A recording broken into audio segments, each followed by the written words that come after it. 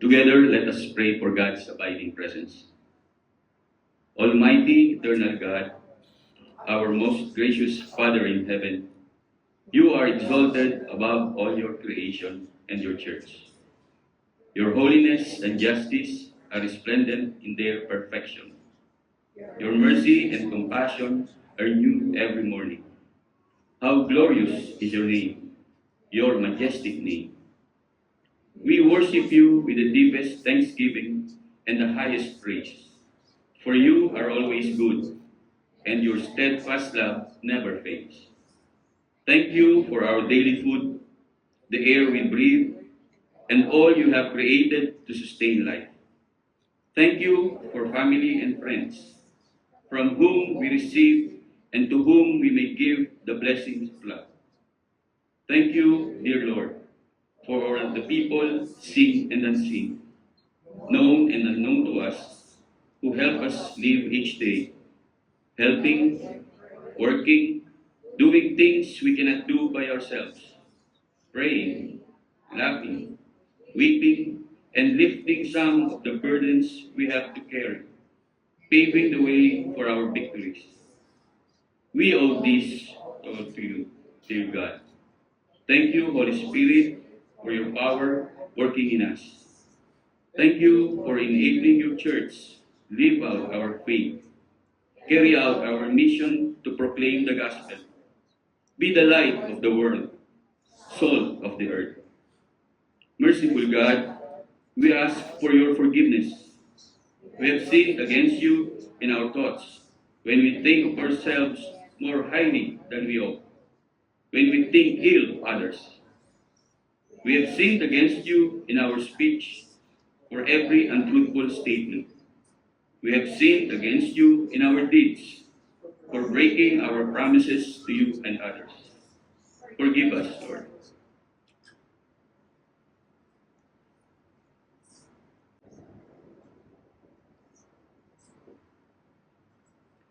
Dear God, thank you for your pardon.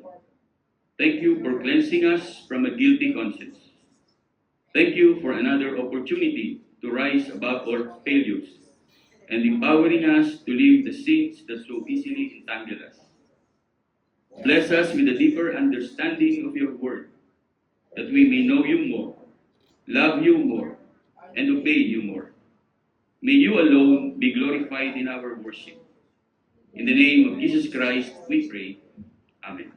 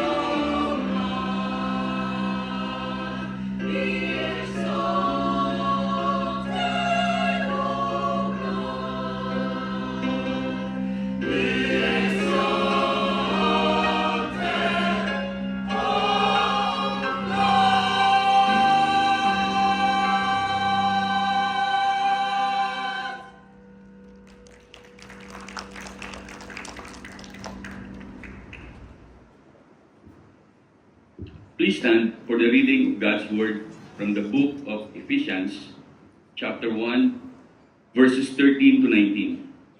Let us read responsively. And you also were included in Christ when you heard the message of truth, the gospel of your salvation. When you believed, you were marked in Him with a seal, the promised Holy Spirit, who is a deposit guaranteeing our inheritance until the redemption of those who are God's possession, to the praise of His glory. For this reason, ever since I heard about your faith in the Lord Jesus and your love for all God's people, I have not stopped giving thanks for you, remembering you in my prayers. I keep asking that the Lord Jesus Christ, the glorious Father, may give you the spirit of wisdom and revelation, so that you may know Him better. I pray that the eyes of your heart may be enlightened, in order that you may know the hope to which He has called you, the riches of His glorious inheritance in His holy people, and His incomparably great power for us who believe. May the Lord bless us with the understanding of His word, and guide us in its application to our lives today.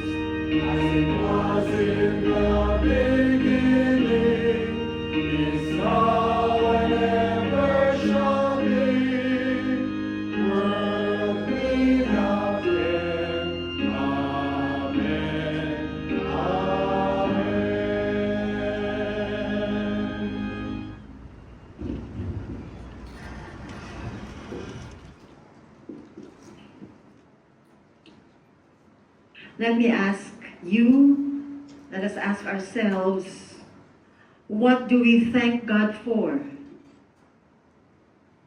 If we were to review and list down our praise items in the recent or maybe not so recent past, what would this contain? In this season of Thanksgiving, we have the opportunity to reflect more deeply on the things that we actually are grateful for.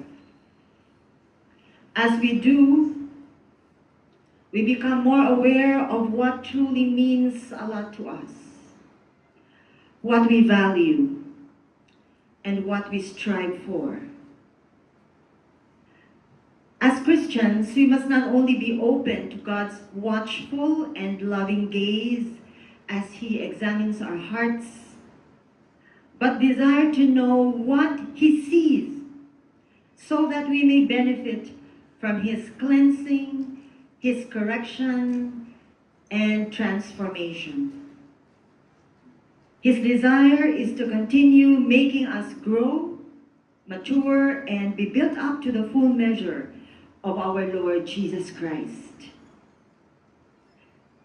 The verses in Ephesians that we just read are one of those, or rather, the whole context of that reading is one of those instances where God brings our sights to the level of His grand plans and purposes. That level, those grand plans and purposes and their fulfillment that we must learn to be truly thankful for. Paul's letter to the Ephesians, the whole of it, emphasizes the spiritual blessings that we Christians have in Christ. Not only as individuals, but as a church, the body of Christ. In fact, there is a lot of doctrine and theology about the church that we find in Paul's letter to the Ephesians.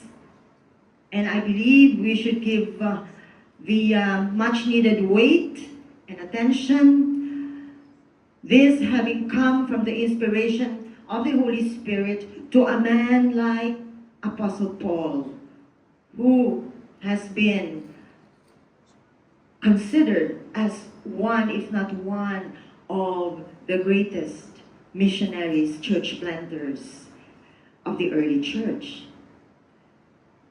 God wants us to widen our perspective and deepen our insights on God's purpose for our salvation. Why were we saved? And to make us more conscious about the importance of our continued spiritual growth, our impact on others as individuals and as a church. Ephesians is a call for every Christian to recognize the importance of our life together, to strive to keep the unity of faith, and to be built up towards maturity.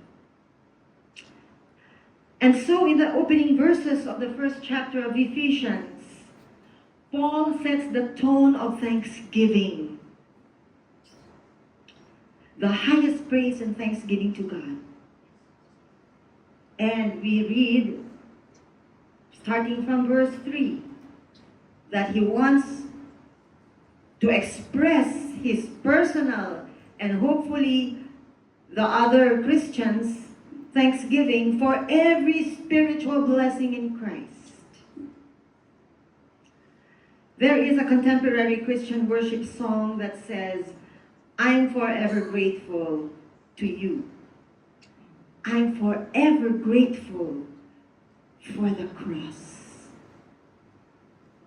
Words are not enough to describe the magnitude and implication of our spiritual blessings that we have in Christ. And so that phrase, forever grateful. This is just but a way of expressing the height, the breadth, the depth of gratitude that we cannot measure nor exhaust in our lifetime. And so we simply say, forever grateful. What are these spiritual blessings? Let us recall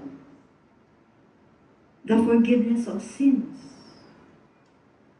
God has chosen us to be holy and blameless in His sight because of Christ's work of redemption on the cross. That is unfathomable spiritual blessing.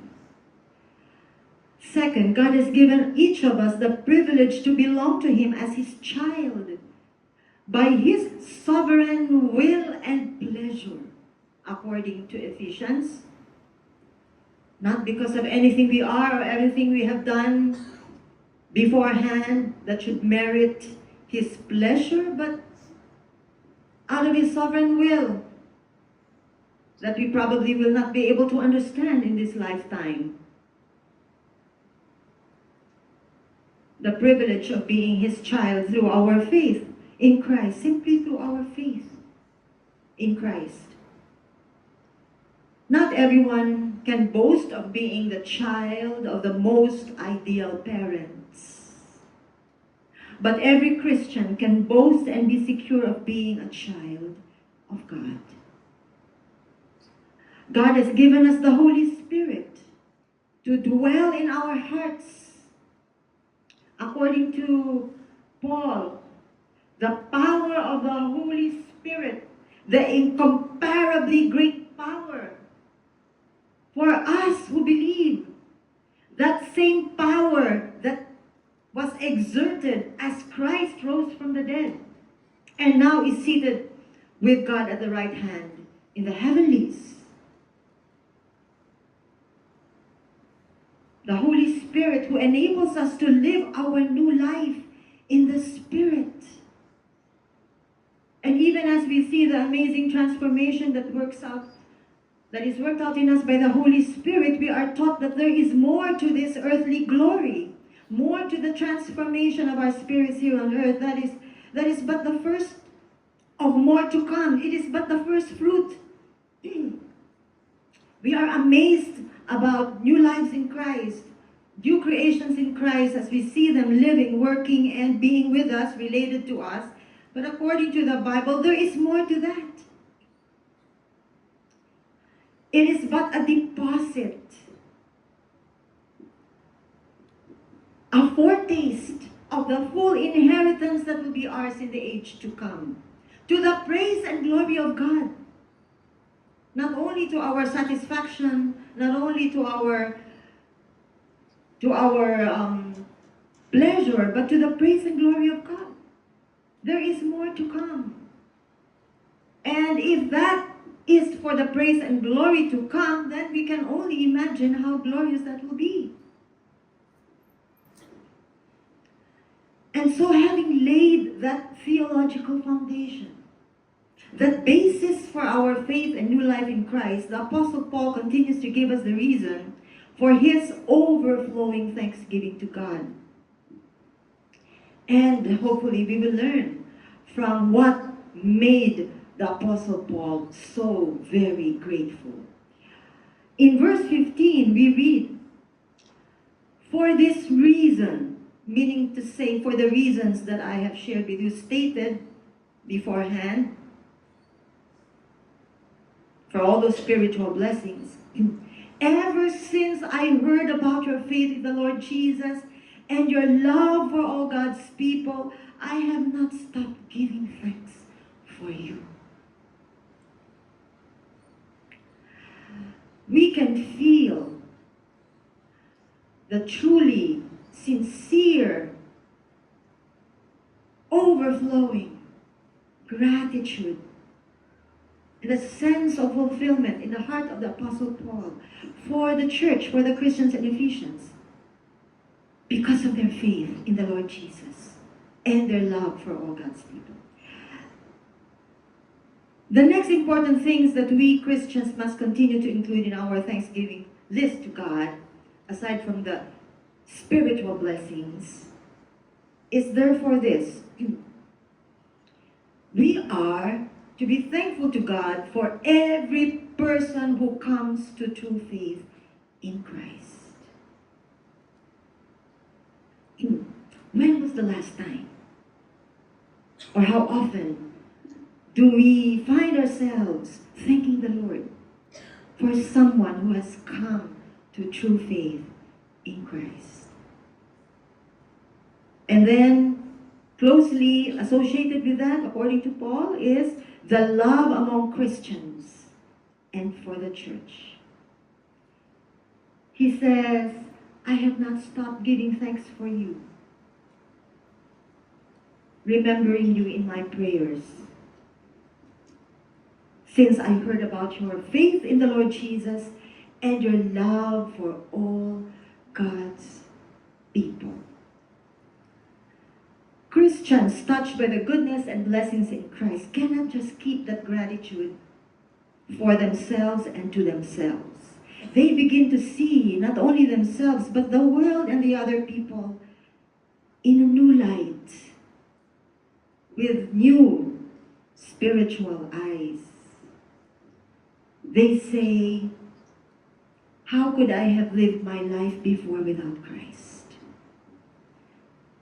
And seeing all the others whom they know do not yet know Jesus Christ, they begin to ask themselves, how can others possibly survive in this world without Christ and be whole?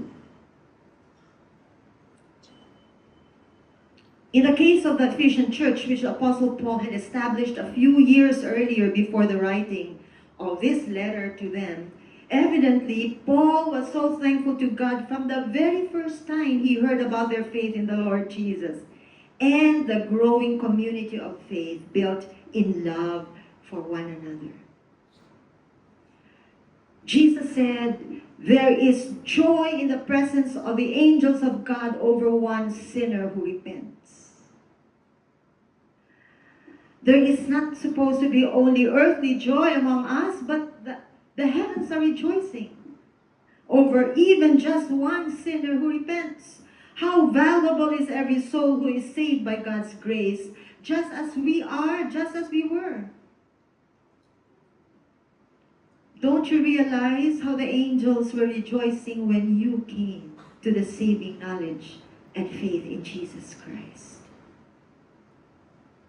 And I'm sure there are many others, perhaps in your family or in your circle of friends, or maybe even here among us in the church, who were just so thankful. Jesus said, I have come to seek and save the lost. This is the theme of the New Testament, the trilogy of parables of the lost sheep, the lost coin, the lost son. Repentance and saving faith in Jesus Christ is foremost in God's purpose for humanity. And Jesus drives this point again. Later on, when his disciples came to him so thrilled that they said the demons submitted to them in his name. They were given by Jesus the authority to minister to the people, to heal the sick, to cast out demons. And so they returned to Jesus. Lord, Lord, guess what? We were able to make the demons submit to us in your name. Jesus said, do not rejoice that the spirits submit to you, but rejoice that your names are written in heaven.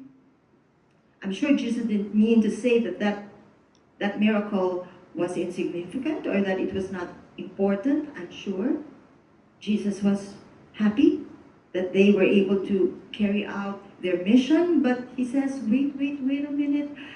My dear disciples, do not forget that more than that, you must rejoice that your names are written in heaven. And by extension, that someone else's name is written in heaven.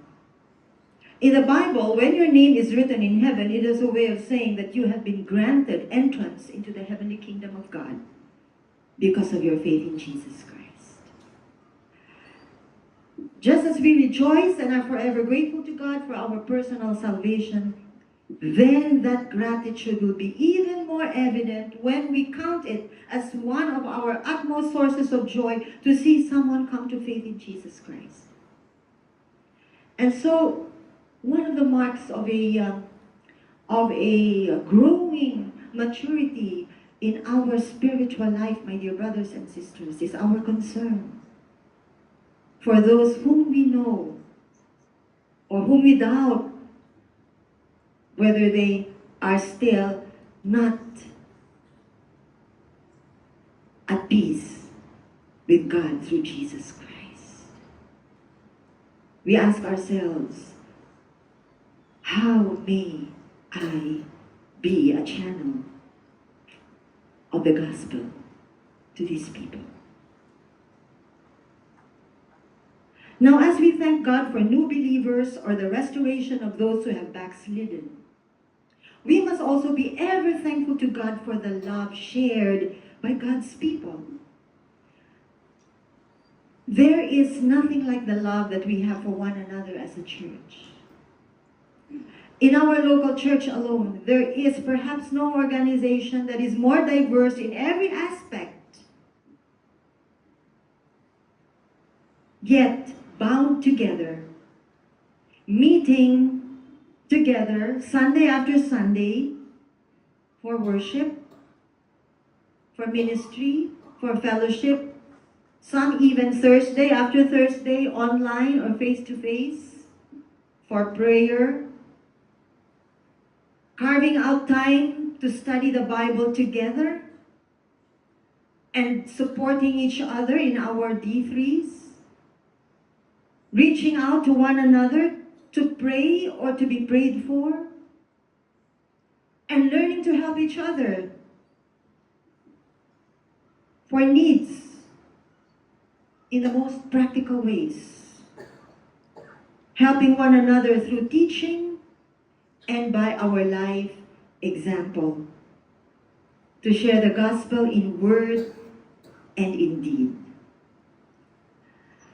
We have made a covenant with the Lord and with one another to build each other up and not tear down, to manage our conflicts in a godly manner, to help carry one another's burdens.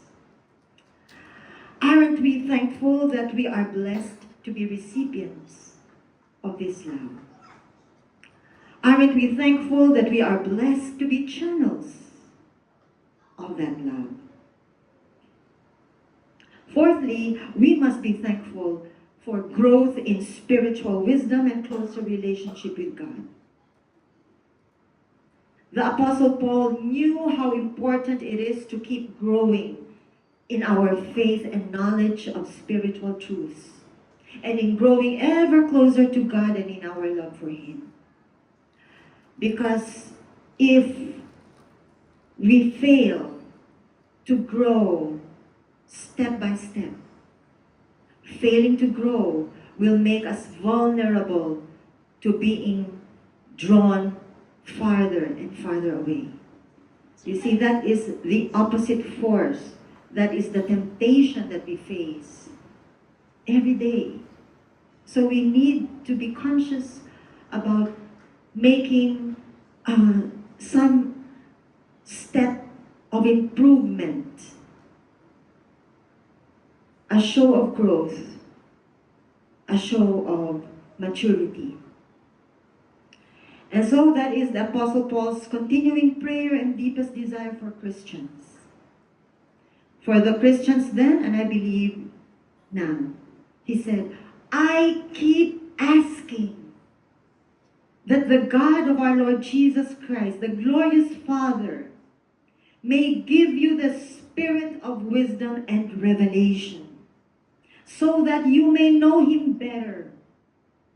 I pray that the eyes of your heart may be enlightened, in order that you may know the hope to which He has called you, the riches of His glorious inheritance in His holy people, and His incomparable great power for us who believe. Apostle Paul said, I keep asking, and I believe that is our continued and continuous and ever continued prayer for each one of us. I keep asking that the God of our Lord Jesus Christ may give you the spirit of wisdom and revelation. Amidst the challenges, the troubles, and temptations in life, where is our true hope? If we learn of even just one person growing more spiritually aware, if that person is a child, a sibling, a brother, a sister, or perhaps even a parent, somebody who is a member of your household, someone who is in your circle of friends and associates at work, in school, in your neighborhood, if we learn even of one person growing more spiritually aware, hungering for God's word, drawing closer to the Lord and even to the church, that should merit our deepest thanks to God. And should that person be ourselves, that is something to be greatly grateful for. The Bible warns us Christians of remaining babes in the faith, immature and lacking in our knowledge and love for God. My dear brothers and sisters in Christ, as we continue growing and learning and aspiring for the attitude of gratitude, let us also grow in the depth and breadth of the things that we thank God for. And in finding these concerns as a growing part of our Thanksgiving list.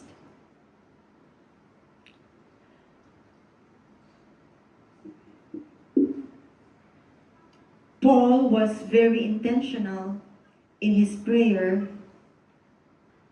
He said, I keep asking and I continue to pray to God. And so in other words, these expressions of thanksgiving are not because of incidental or, shall we say, coincidental something that just happened, random events in the life and the concern of the apostle. No, he exerted every effort to be part of the realization of his desire. And he was just so thankful that he was seeing the fruits of his prayers and his labors as a missionary, as an elder of the church, as a discipler, as a servant of God. And so, together with our realization of how important these things are, this must lead us to a positive action of working towards it. Lord, I want to see this happen in my life, in my church, in my family, in the world around me. And when it does, when prayer is granted, I may be truly thankful, O God, because it is an answered prayer. It is a prayer that has been coupled with my earnest efforts, exerting every effort to make my own spiritual growth secure and sure. Every spiritual blessing in Christ, for every person who comes to true faith in Christ, thanksgiving for the love of fellow Christians and the church, thanksgiving for growth in spiritual wisdom, and an ever-growing close relationship with God. These are the things that we find of substance and importance in the life of the apostle, and I pray, as he prayed for us, will become part of our faith journey. This will keep us from being influenced by the worldly materialism that can draw us away from Christ. This will help us realign our life goals and efforts for the glory of God, so that when we see these things happening in our midst, we can truly say, thank you, Lord, with all our hearts, because these are the things that make us truly grateful in Christ. I pray that for us, my dear brothers and sisters. Let us pray.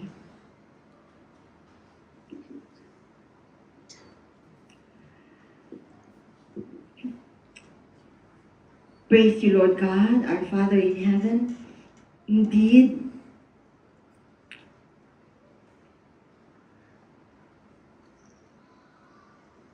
there are unspeakable, inexpressible blessings that are ours because we are in Christ. Thank you, Lord, for drawing our attention to these things. And most especially, Lord, to our standing before you. Thank you, Father, for making us your children. And as such, you have given us as well the responsibility to be part of your kingdom building. I pray, Father, that we can truly rejoice with you and the angels for such things when we see them coming true and alive before our very eyes. Thank you, Lord, for, first of all, your great love and salvation for us. Thank you, Father, for every spiritual blessing that outlives all the other material things and the physical pleasures of this world. And thank you, O Lord God, indeed, as we recall the people known and unknown to us, who have come to the saving knowledge of Christ, who have become your children too, because of the ministry of your church. For those who have been strengthened and discipled, and continue to be refreshed and nurtured, not only by what we say, but what we do, and how we express our love for one another. Indeed, O God, we can say we are so richly blessed. Thank you, O Lord. Father, I pray that, yes, we may find these concerns occupying more and more of our Thanksgiving testimonies.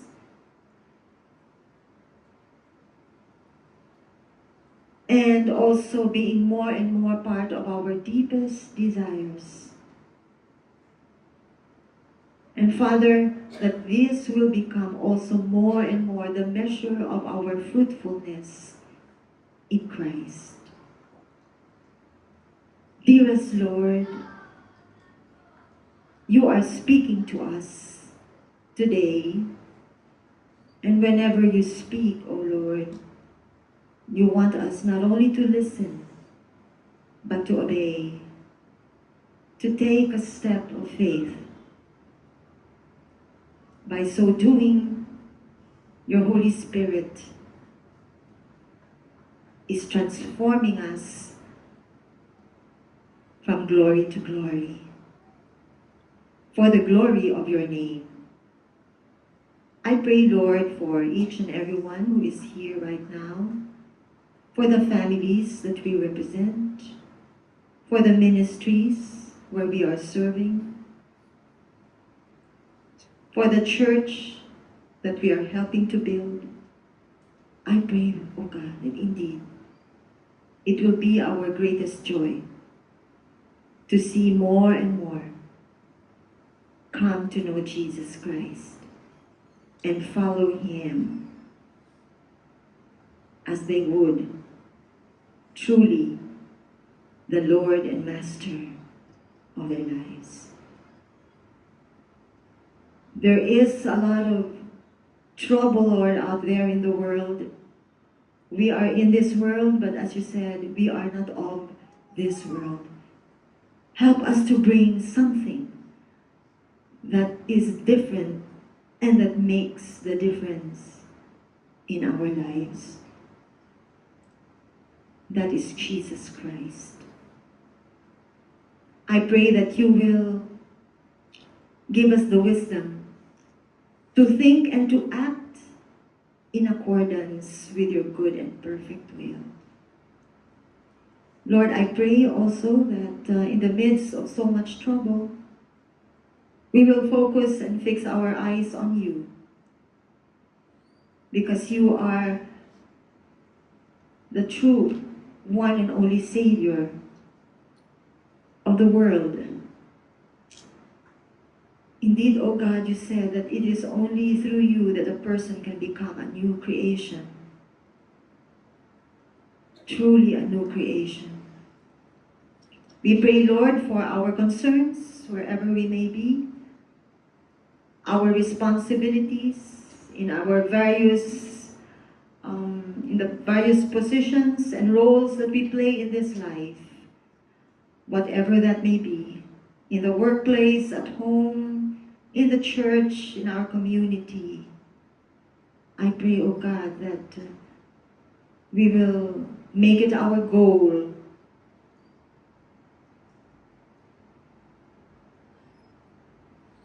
to work out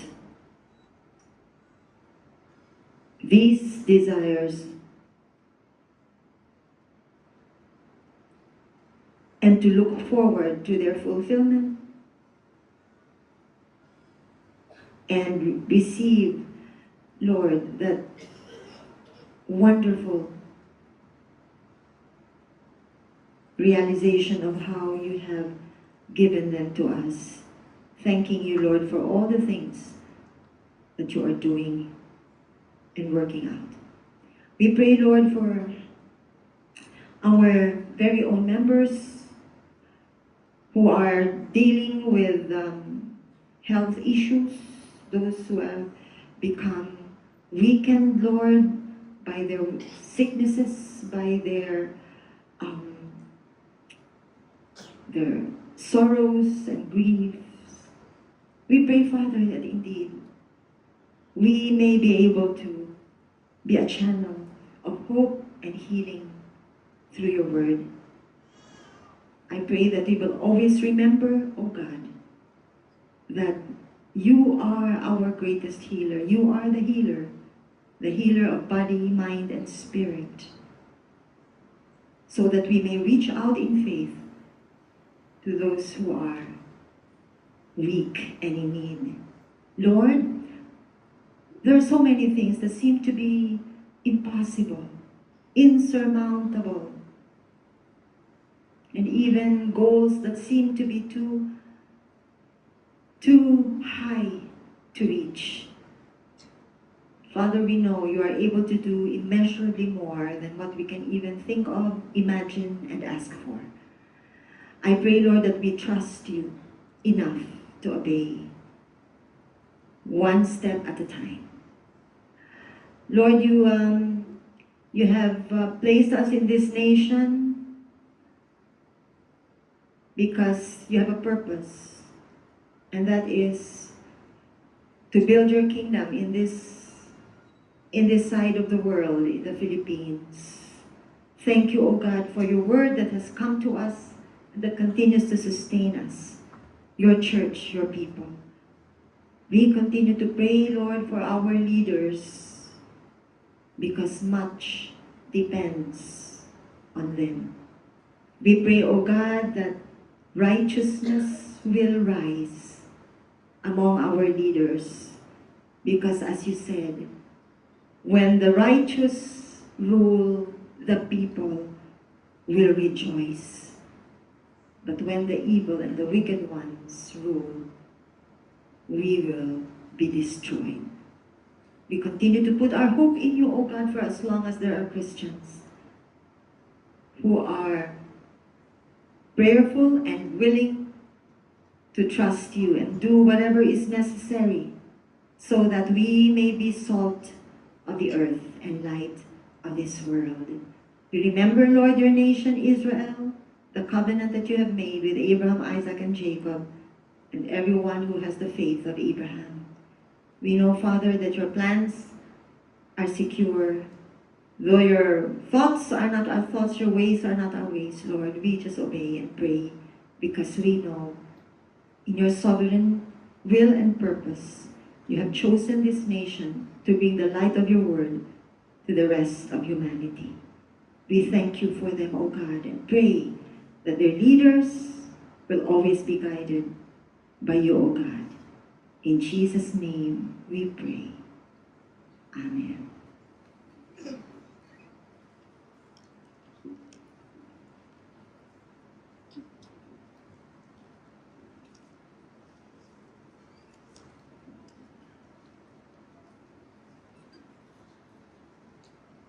God commands his people to worship him in the spirit and in the truth, and to bring offerings to his temple with thanksgiving.